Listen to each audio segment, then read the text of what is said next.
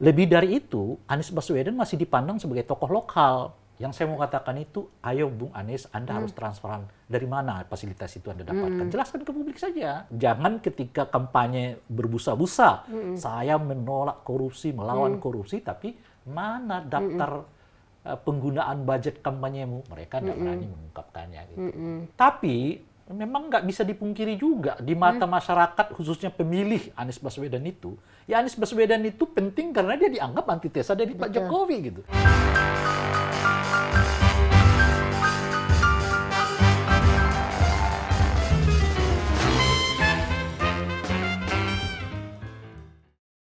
Halo pemirsa Cokro TV, jumpa lagi bersama saya Nong Darul Mahmadah dalam acara Seruput Kopi. Nah, Seruput Kopi kali ini saya mengundang, Cokro TV mengundang seorang pengamat politik yang sudah kemana-mana nih pernyataannya ya, atau wajahnya kita lihat di TV-TV gitu. Beliau mendirikan LSM namanya Lingkar Madani atau biasa disingkat Lima. Saya langsung aja ya, Ray Rangkuti. Ya. Apa kabar Mas Ray? Baik. Jadi Ray Rangkuti ini sebenarnya bukan nama asli loh pemirsa. Jadi saya mau bocorin gak apa-apa ya Ray ya. Biar nggak semua orang kan membuka Google nih. Jadi buat pemirsa Cokro TV saya akan lebih memperkenalkan lebih sedikit dalam ya tentang Mas Ray ini. Jadi beliau memang dikenal sebagai namanya itu Ray Rangkuti, tetapi sebenarnya nama aslinya itu Ahmad Fauzi SAG. Jadi sama seperti saya. Sama-sama lulusan IAIN dulu ya Ray ya, satu angkatan. Nah, dari dulu memang Mas Ray ini dikenal sebagai seorang aktivis. Dulu sejak mahasiswa di IAIN ya, sekarang UIN Syarif Hidayatullah namanya. Mungkin bisa dibilang Ray ini sebagai salah satu penggerak motor pertama ya di IAIN, di kampus kami di Ciputat dulu untuk aksi-aksi mahasiswa dulu di zaman menggulingkan Soeharto. Wah, ini kayak semacam kita mengenang masa lalu ya. Nah, di sebelum itu ya Ray dikenal juga sebagai pengamat pemilu ya. Maksudnya dulu kan memang kamu dari sejak 97 ya Ray ya? 96 ya. Mendirikan KIP itu dulu di zaman ada Cak Nur, Nurholis Majid ya. Mas Gunawan Muhammad, Mulyana almarhum ya. Bang Marsilam Simanjuntak. Iya, Marsilam Simanjuntak. Jadi waktu itu lagi garang-garangnya sebagai seorang aktivis. Nah, kalau sekarang nggak garang lagi, memang pernyataannya yang konsisten garang.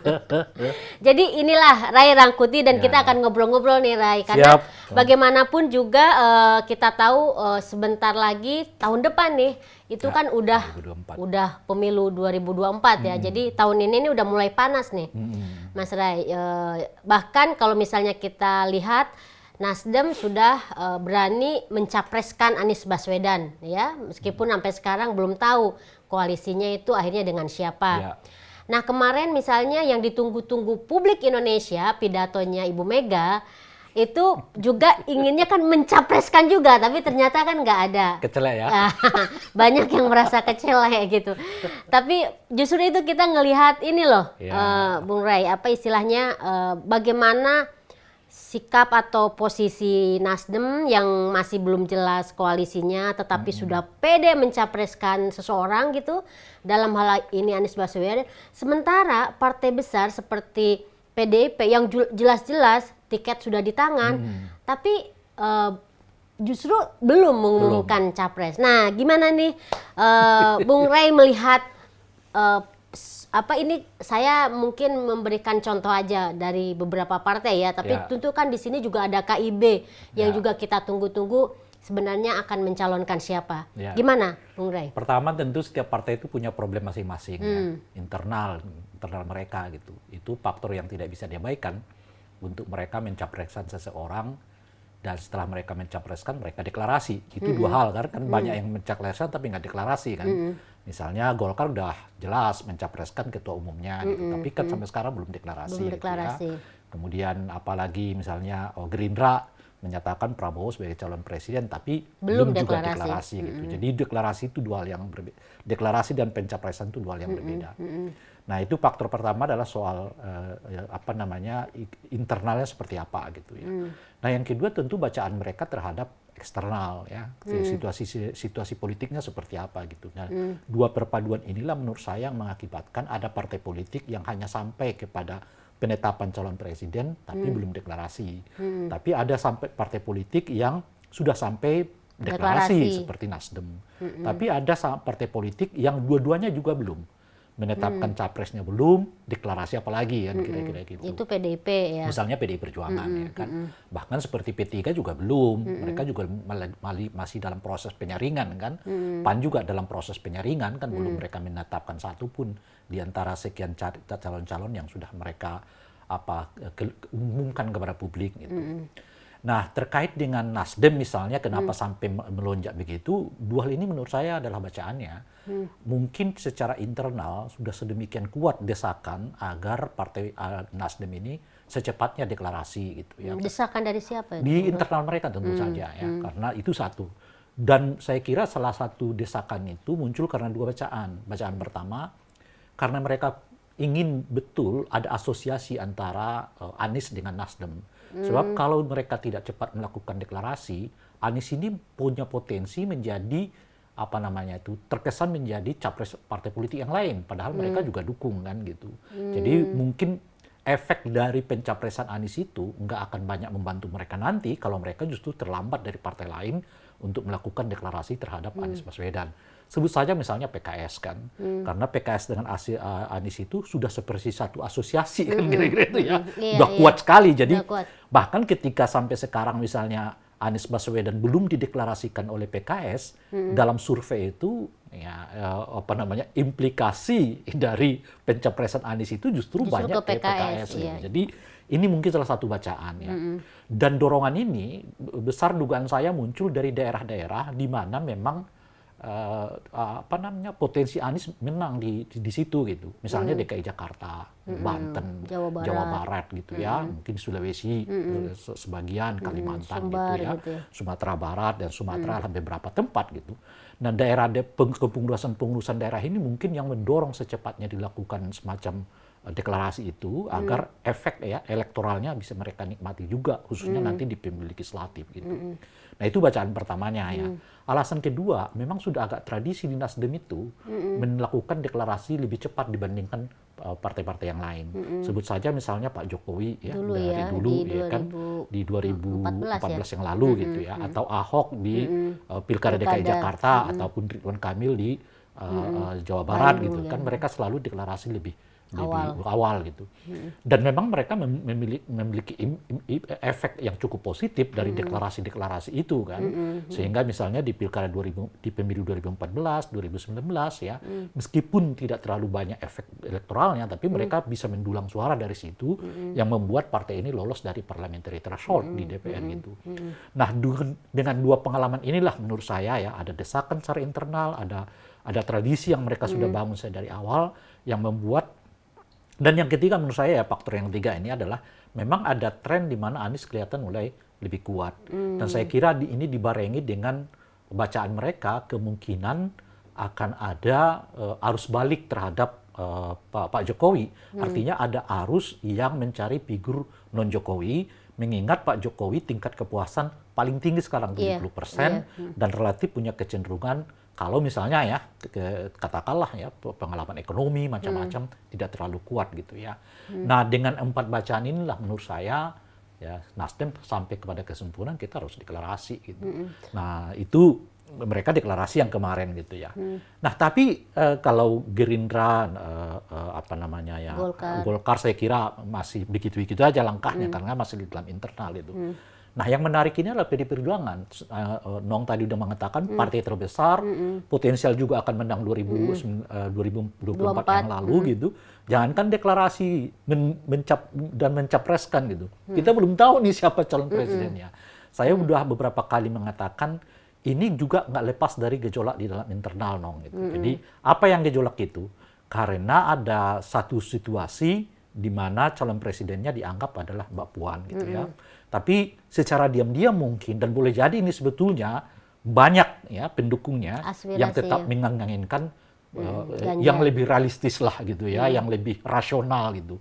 Nah, figurnya yang kita dorong untuk calon presiden gitu. Saya kira Ibu Mega sedang menimbang-nimbang ini. Jadi tidak mau terlalu terburu-buru. Karena apa gitu? Ya karena situasi internal yang kalau dilakukan keputusan yang tidak tepat, justru bisa jadi menimbulkan semacam gejolak. Lebih dari itu, salah strategi untuk pileknya di 2024 yang datang. Nah, oleh karena itulah saya mengatakan begini dong tuh. Kita lihat sampai Maret.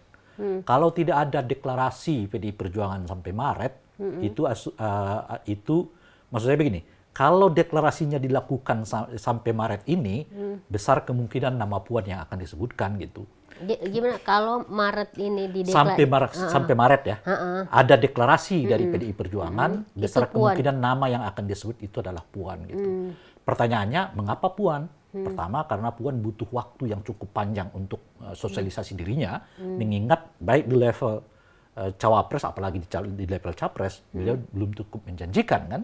Jangankan untuk level capres, di level calon wakil presiden saja pun saingan dia berat sekali gitu. Ada Erick Thohir ya kan, yang sekarang sudah sangat tinggi kan. Sekarang juga ada Sandiaga Uno yang sudah menyatakan berminat gitu. Ada Ridwan Kamil ya, ada Khofifah Indra Parawansa, AHY gitu. Jadi bahkan beliau masuk ke level peringkat 5 pun di calon wakil presiden itu agak sulit gitu. Sehingga dia butuh waktu yang cukup panjang untuk menyiapkan dirinya masuk ke persaingan ini gitu ya. Kalau misalnya targetnya wakil presiden gitu ya. Nah, oleh karena itu dia harus dideklarasikan sejak dari awal sehingga konsolidasi untuk memenangkan, membuat semacam hal yang berhubungan dengan kampanye terhadap Ibu Puan itu dapat dilaksanakan jauh lebih panjang dibandingkan yang selain gitu. Nah, itu pertama. Tapi kalau pengumumannya dilakukan pasca Maret 2023 ini, besar kemungkinan bukan nama Ibu Puan yang muncul gitu. Tapi kader yang lain. Kader yang lain gitu ya. Namun siapa kader yang lain itu? Yang tentu saja yang rasional adalah Ganjar Pranowo. Yang nggak gitu ya. Perlu membutuhkan waktu Betul. untuk Nah, itu yang saya sebutkan tadi, besar kemungkinan adalah Ganjar Pranowo. Karena kita tidak lagi melihat calon yang lain di luar itu ya, yang secara rasional dapat dimajukan dalam tanda kutip ya persaingan pilpres dan dengan sendirinya berimplikasi terhadap kemenangan mereka di pileknya gitu. Karena ini harus dibaca antara pilpres menang, pilek juga harus menang, dapat suara yang bagus gitu.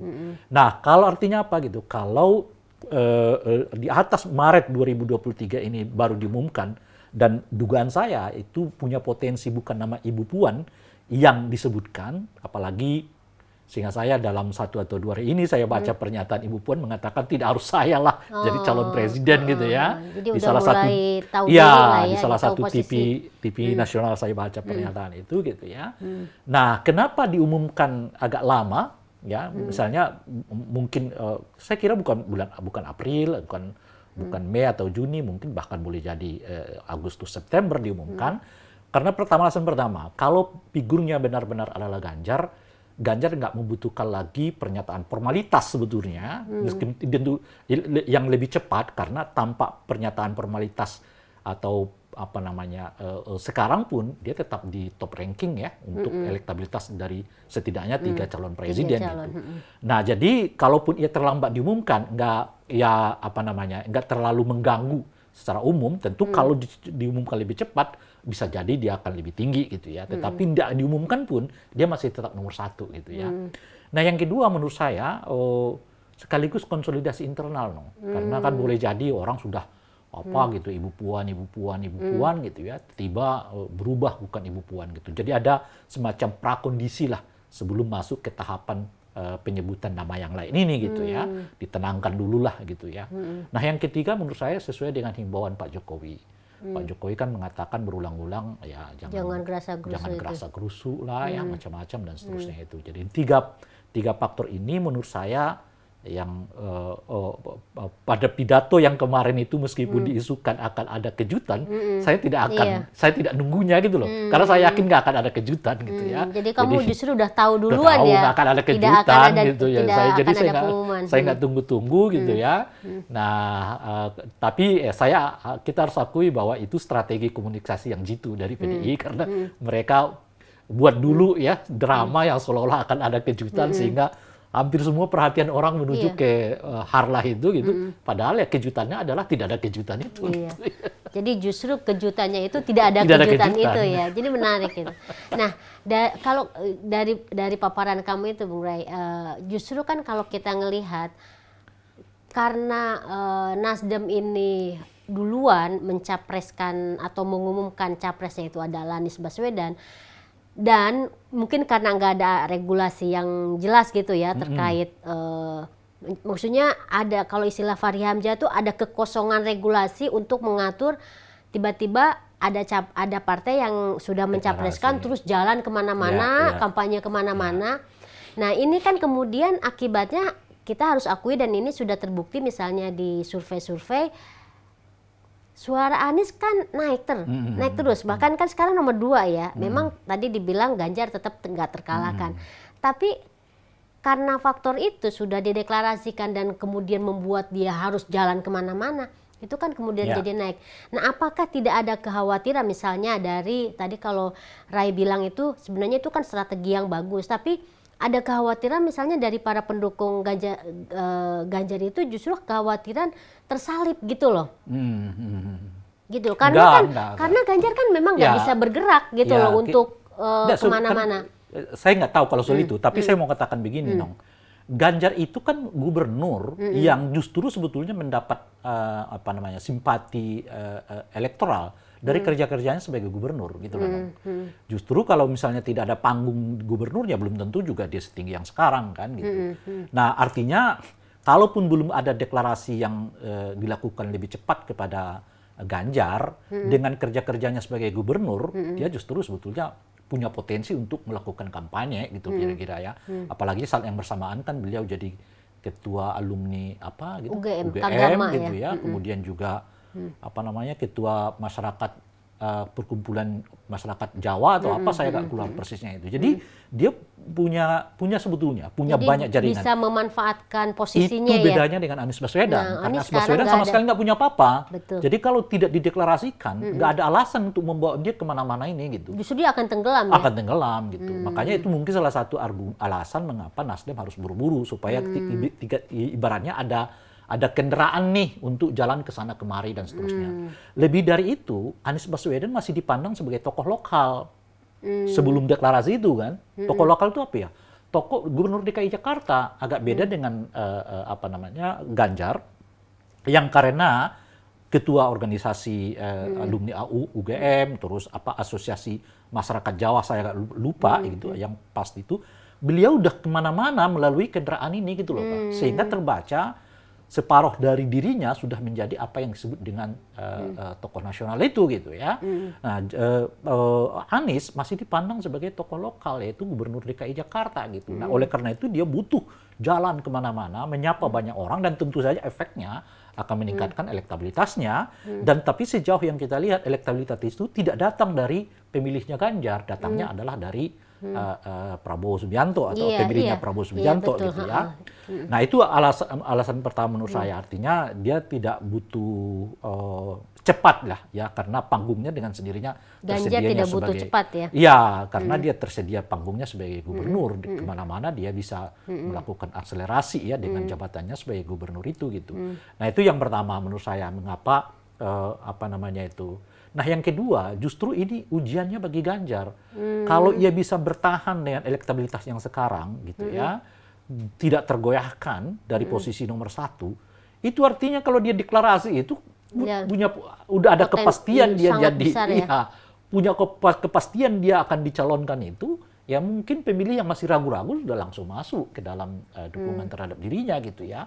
Bahkan itu yang saya sebutkan tadi, bahkan ketika ia tidak jelas partainya yang akan dukung pun, dia tetap di top ranking, masih sulit dikejar oleh Anies Baswedan yang sudah jelas-jelas punya kendaraan gitu ya, ataupun Pak Prabowo yang sudah jelas-jelas juga punya kendaraan gitu. Nah itu yang menurut saya faktor kedua sebagai ujiannya terhadap dirinya. Oleh karena itu kalaupun tidak buru-buru ya, macam-macam diumumkan tuh ya, kita akan lihat nih kalau tetap dia mampu mempertahankan posisi nomor 1 itu artinya kan potensial nih gitu loh, memang untuk didorong maju di dalam Pilpres 2024 yang akan datang gitu. Nah, saya kira pertimbangan-pertimbangan itu juga yang apa ya, yang membuat kalaupun misalnya Ganjar tidak cepat dideklarasikan, ya nggak akan apa namanya itu ya, tidak akan mengubah posisi mengubah dia gitu. Apalagi yang sebagai ketiga dong ya, kalau kinerja Pak Jokowi dianggap memuaskan oleh publik, itu efeknya ke Ganjar gitu loh. betul. Misalnya, jadi sekarang ini kan dalam survei yang terakhir ya di bulan Januari ini kita lihat tingkat kepuasan ke Pak Jokowi hampir 70% naik dari yang sebelumnya. Itu Ganjar naik 3% juga gitu loh, elektabilitasnya gitu. Dan itu Anies turun. Dan Anies turun Iya. gitu. Jadi dengan 3 variabel ini, jadi satu kinerjanya sebagai gubernur, tingkat kepuasan kepada Pak Jokowi, dan yang ketiga adalah soal apa namanya pelatihan dirinya gitu ya untuk menghadapi kalau nggak punya kendaraan itu masih tetap ranking gitu. Itu sudah satu sebab ya nggak perlu buru-buru juga gitu kira-kira. Jadi artinya malah justru yang tadi kamu bilang ya, justru dengan tidak diburu-burukan, tidak gerasa-gerusu pengumuman untuk deklarasi Ganjar itu malah justru bagus ya. Bagus karena persamaan juga dong. Dia kan gubernur, ya kan agak riskan itu nanti di saat dia keliling daerah orang menganggap kamu gubernur kok keliling-keliling mulu gitu kiranya kan. Jadi justru agak sulit nanti orang membedakan antara dia memang sebagai gubernur aktif dengan dia sebagai capres gitu loh. Dan itu akan lebih mudah orang tanda kutip ya nyerangnya. Kamu pakai fasilitas negara lah, inilah macam-macam dan seterusnya. Gitu. Kalau seperti sekarang ini kan Anies nggak bisa orang Iya kan dia kan menyerang, udah itu selesai udah kan. selesai gitu ya. Nah Ya, itu paling satu. dibully aja kan Ya, karena masih itu capres satu. ke sana Nah kemari. misalnya kalau pertanyaannya tadi misalnya soal kekosongan aturan yang Anda menyetirnya dari pernyataan Pak Rihamzah itu gitu. Saya sih pendukung kampanye apa namanya, kampanye jangka panjang kalau saya dong. Jadi saya sering kali mengatakan begitu selesai pilpres yang mau dicapres kampanye lagi nggak apa-apa gitu. Karena, Meskipun memang nggak ada aturannya karena gitu kan di kita itu kan nggak ada larangan untuk kampanye. Yang ada adalah kategori kampanye, ya kan kampanye yang diatur undang-undang dan kampanye yang tak diatur undang-undang gitu. Kampanye yang diatur undang-undang itu alias kampanye formal nanti setelah itu ada menjelang pemilu itu ya, setelah ada penetapan. penetapan capres gitu. Nah yang sekarang kampanye non formal itu ya silakan.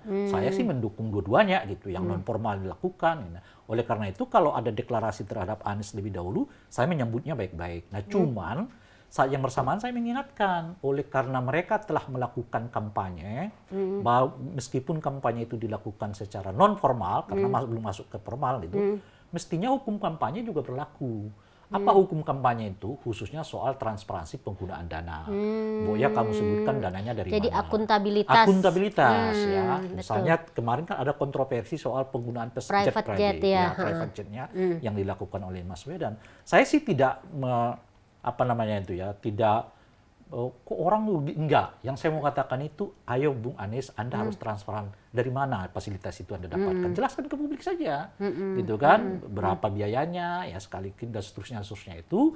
Kalau kita benar-benar mau mengatakan bahwa calon pemimpin di masa yang akan datang itu harus berani memberantas korupsi, ya dimulai dari yang hal-hal yang kayak begini gitu loh.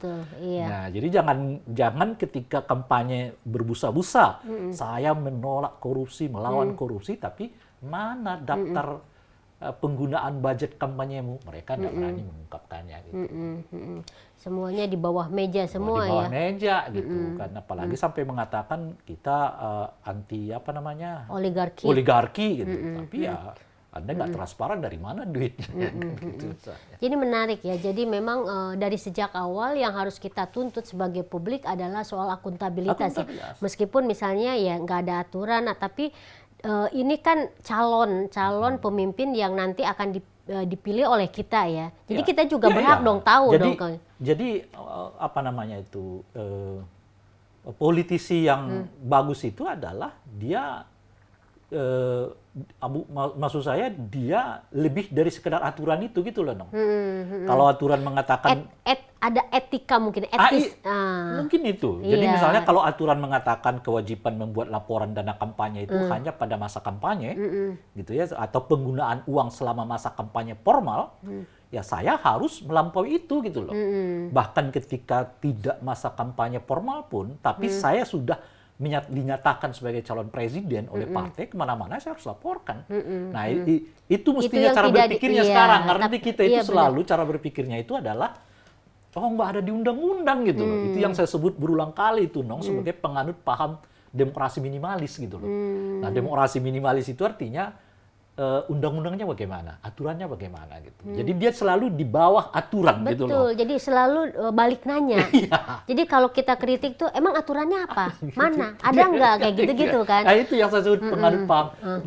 Dan mereka menganggap sudah sangat demokratik dengan cara hanya mengerjakan sesuai atau sebatas aturan itu. Padahal kita membutuhkan orang yang apa istilahnya Jadi itu ya? panutan kita, jadi contoh Iya, gitu sebagai pejabat publik ya. Anda bukan hanya, Anda apa istilahnya? Kalau disebut melebihi aturan atau apa, umumnya mungkin bahasa yang kau pergunakan tuh, etika berdemokrasinya itu jauh lebih menonjol daripada kita berdebat soal aturan gitu loh kira-kira. Benar, ya itu. Jadi istilahnya itu lebih kita tuh melihat pemimpin itu kan sebagai contoh, Iya. sebagai panutan Iya. gitu kan. Jadi kalau berbuat baik itu kan bagus Betul. gitu. Nah ini justru ketika dikritik karena kita anggap tidak baik, malah jawabnya balik nanya. Kan Kayak nggak gitu-gitu. diatur undang-undang nggak ya? Kalau Anda ngomongnya begitu ya Anda pemimpin yang standar-standar juga gitu loh Iya, kira-kira kan. iya. Seperti dulu pernah dilakukan oleh Ahok kan. Dia buat laporan, waktu dia di DPR dia Website ya. mengapresiasi ya kan. Saya pergi ke Korea Selatan, laporannya segini, saya ketemu dengan ini, biayanya segini-gini gitu. Memang nggak akan banyak orang melihat, no. Tetapi kalau kita mau pakai tradisi yang kayak begini, kan kita nggak butuh banyak juga aturan untuk selalu curiga kepada anggota DPR itu bahwa mereka bermewah-mewah gitu. Nah itu yang saya sebutkan tadi. Kalau aturannya cuma mengatakan laporkan saja ke Sekjen DPR gitu ya. Nah Ahok melampaui itu. Bukan hanya dilaporkan ke Sekjen DPR. Dan itu nggak ada aturannya kan? Dan nggak ada aturannya.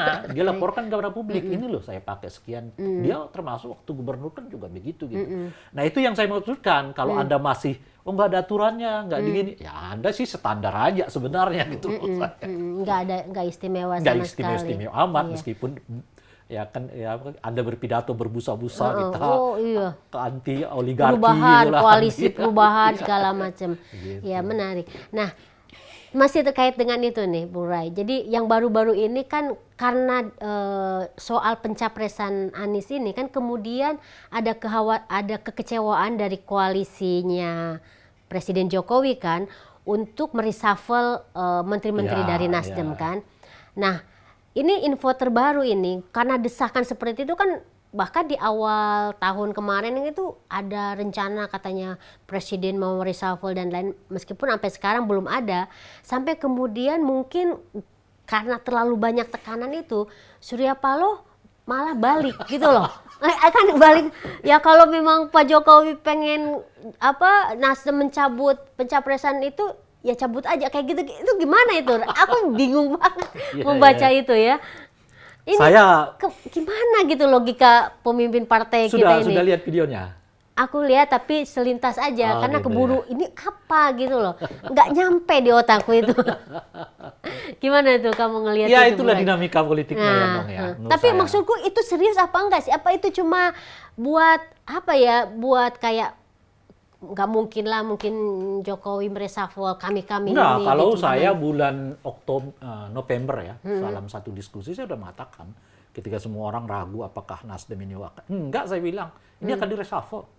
Nah, saya mengatakan Maret inilah ya, kita akan lihat akan ada reshuffle. Jadi nggak akan dilakukan November Desember, tapi akan dilakukan Januari Februari sampai Maret gitu. Kalau Maret nggak dilakukan reshuffle ya sudah, wassalam. Berarti Nggak itu akan ada aman lagi. ya, Aman gitu ya. itu Nasdem ya. Nasdem gitu. Saya mengatakan reshuffle gitu. Banyak argumen yang saya pergunakan saya itu untuk mengatakan akan ada reshuffle karena pada dasarnya kelihatan sampai sekarang agak sulit sudah mempertemukan antara Pak Jokowi dengan Pak Surya Jadi Paloh. betul-betul ini sebagai antitesa ini Anies itu ya. Ya, khususnya setelah keluar pernyataan antitesa dari siapa itu namanya? meskipun kemudian diklarifikasi oleh Iya. Dan oleh dipecat Nasdem. bukan hanya diklarifikasi. Yang ngomongnya kan dipecat. Iya, tapi memang nggak bisa dipungkiri juga di mata masyarakat, khususnya pemilih Anies Baswedan itu.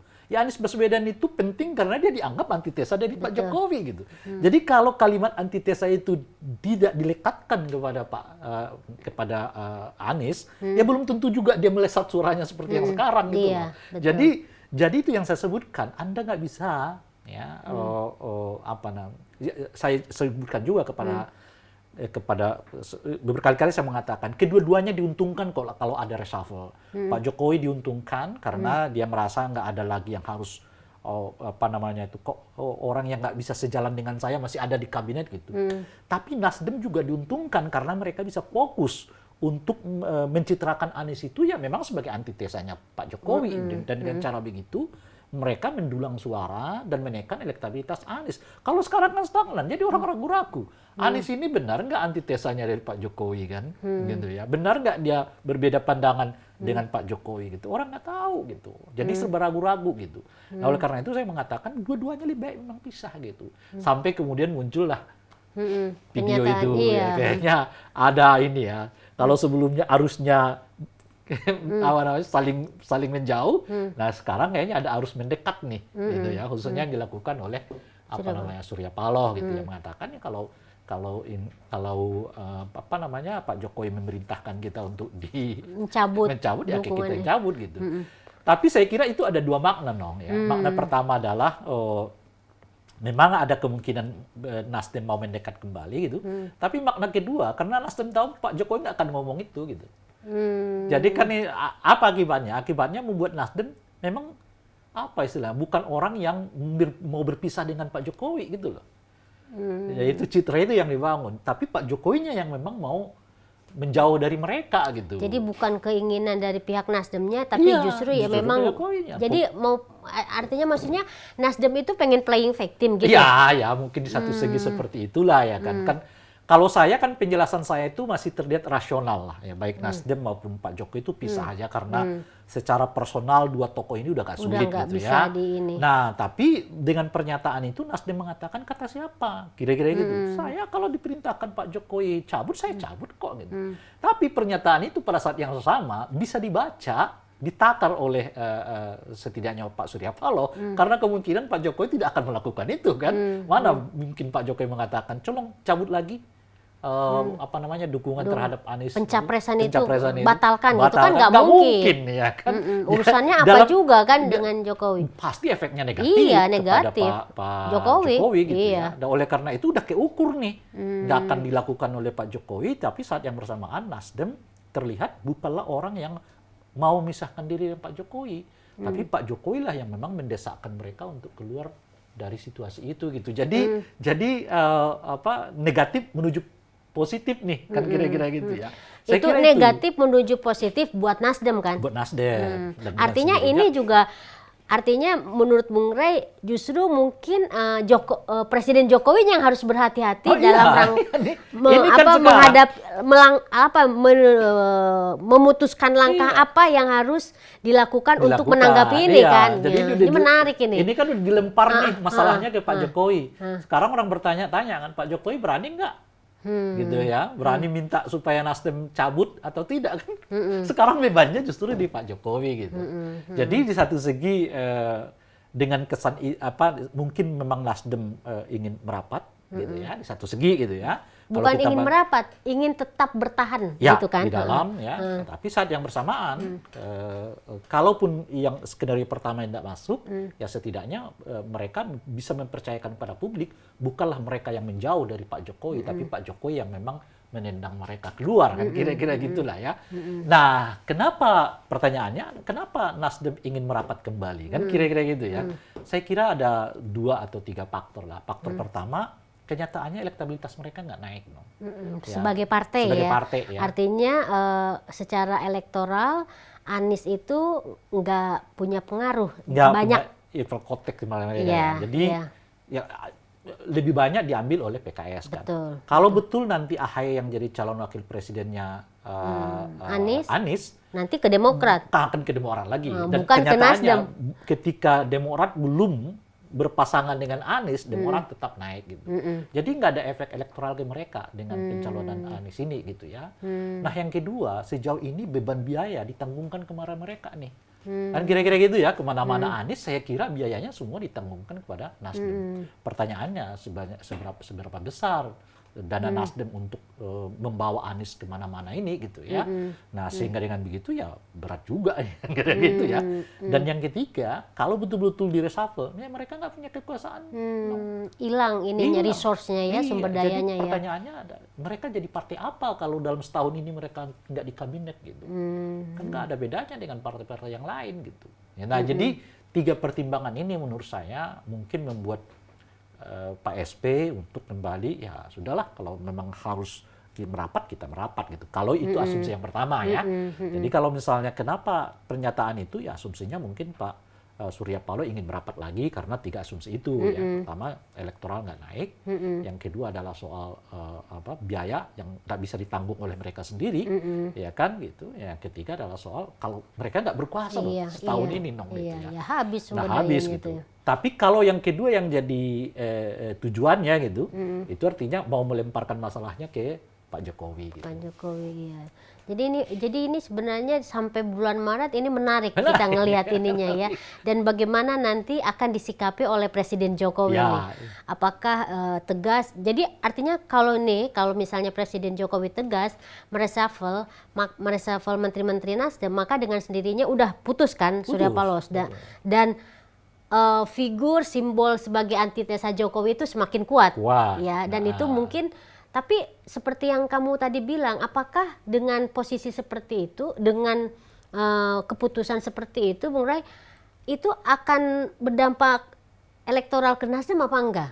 Dengan misalnya sudah kan ini memang pilihan-pilihannya berat ya.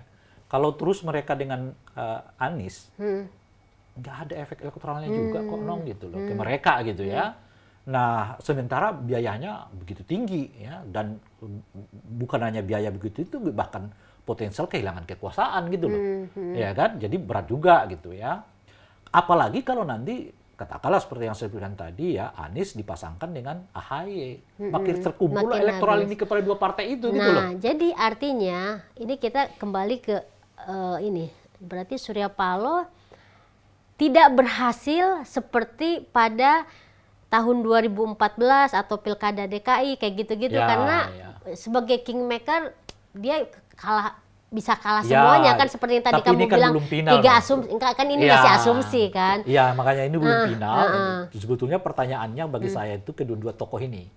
Bagaimana Pak Jokowi menjawab tantangan Surya Paloh, dan apa tindak lanjut Surya Paloh kalau misalnya Jokowi beneran melakukan reshuffle gitu. Jadi ini belum final. Ini masih perlu kita pantau terus ini ya. Perlu kita pantau dan perlu kita lihat nih gimana nih sebenarnya siapa nih yang paling kuat. Presiden Jokowi kah dengan langkah tepatnya atau Surya Paloh yang sudah memainkan playing victim tadi itu kan. Tapi dugaan saya nih Nong ya. Pak Jokowi itu akan melakukan reshuffle tapi dengan strategi nggak melepas Nasdem. Jadi apa artinya gitu? Tetap satu dari tiga menteri itu akan dipertahankan. Saya kira Ibu Siti Nurbaya sangat layak dipertahankan oleh Pak Jokowi. Pertama karena kinerjanya bagus. Kedua beliau memang kelihatan pekerja profesional bukan pekerja partai di dalam anggota kabinet itu. Yang ketiga adalah perwakilan perempuan di kabinet gitu ya. Nah berarti 2 hilang gitu. Tapi yang 2 ini punya potensi juga mungkin akan diisi oleh kader Nasdem meskipun tidak terasosiasi kuat kepada Nasdemnya gitu ya, kepada Nasdemnya gitu. Karena harus ingat ya, ada beberapa bukan alumni sih ya, ada beberapa orang yang menyatakan nggak setuju kan dengan pencapresan belum keluar juga, tapi mereka menyatakan nggak setuju kan pencapresan Anies itu. Oleh karena itu istilah saya itu kepalanya akan dilepas tapi ekornya akan dipegang oleh Pak Jokowi gitu. ke salah satu yang Itu sebenarnya memang gaya-gaya politik Iya. Pak Jokowi ya. Jadi Selama ya, ini kan memang seperti itu jadi ya. ya tetap nggak bisa kemana-mana Nasdemnya gitu loh, Nasdemnya. nggak bisa Jadi menyatakan Nasdemnya dengan tetap tegas. dipegang ya. Iya, dia nggak bisa menyatakan dengan tegas kami berpisah dengan Pak Jokowi karena kami dilempar gitu misalnya, nggak bisa gitu karena masih ada kader, satu kader penuh, satu kader setengah penuh kan gitu. Iya. Itu cantik gitu Oh kayaknya iya, ya. Kalau sebenarnya. kalau memang nanti Presiden Jokowi akan melakukan langkah-langkah seperti Iya, itu kenapa ya. Ibu Siti Nurbaya? Karena saya nggak punya argumen yang kuat untuk Dia kalaupun alasan dia reshuffle di ya. reshuffle itu semata-mata politik kalau beliau menurut saya. Kalau kinerja sih Oke ya. bagus ya. lumayan. Meskipun jarang kedengaran sebenarnya karena mungkin dia Karena fokus di pekerjaannya gitu ya. Oke, ini menarik banget, Bung Rey, dan kita nggak terasa ini udah panjang lebar sekali nih, apa namanya, membahas perpolitikan terkini. Oke, sebelum saya tutup, kita seruput kopi bareng-bareng ya. Jauh.